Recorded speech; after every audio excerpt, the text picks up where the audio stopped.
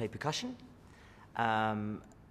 Mainly, somehow I've ended up, after going to college, where you are really trained to be an orchestral percussion, so bass drum, cymbals and timpani and things like that. And I think as someone who started off as a pianist, was always more attracted towards the tuned percussion side of things. And so yeah, I've somehow ended up doing a lot more of that kind of thing, which leads you to contemporary music and chamber music more than the orchestral. Percussion is really expanding constantly, you know, so you're always being asked to play standard percussion instruments in new ways, or use something that you might not.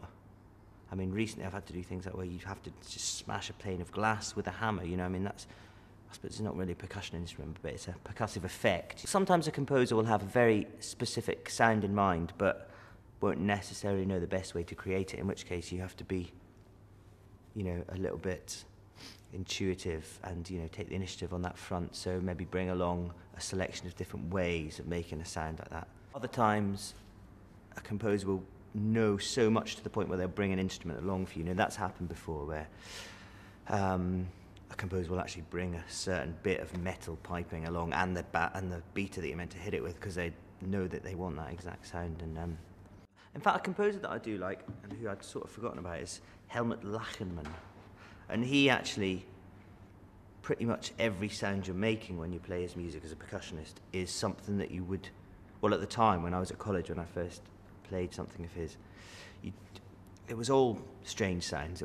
There weren't any conventional ways of hitting the instrument. So you'd be doing weird things like rubbing the edge of a stick up and down the edge of a table, and just strange things that you just think that's a load of rubbish, and then actually in the context of the piece, you sort of listen to it and it works somehow, you know. So I have brought 2 octaves of crotales, which are like tuned metal discs, which, as far as I'm aware, evolved from a very ancient effect called, you know, antique cymbals. And antique cymbals have actually been used in classical music for centuries. But as percussion has sort of expanded in the contemporary music scene, so these kind of quite simple percussive effects become ever more complicated, and so you now get whole chromatic octaves, and I've got 2 octaves of them with me today.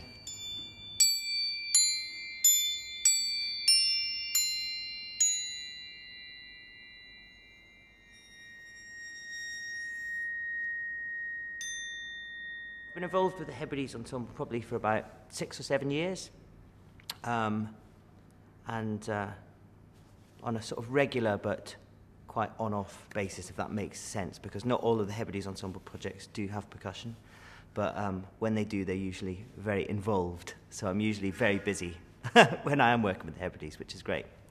My favourite Hebrides Ensemble moment probably has to be in the Kurtag piece I first ever played, and as I said, I was almost always playing very quietly and bowed bits of marimba and vibraphone and little fingertips on different drums, but then on about 3 separate occasions in the piece, I had to, with 2 hammers, play as loudly as I could on the floor, which sort of usually, you know, scared the living daylights out of the audience, and actually the string players sitting in front of me as well, so I enjoyed that.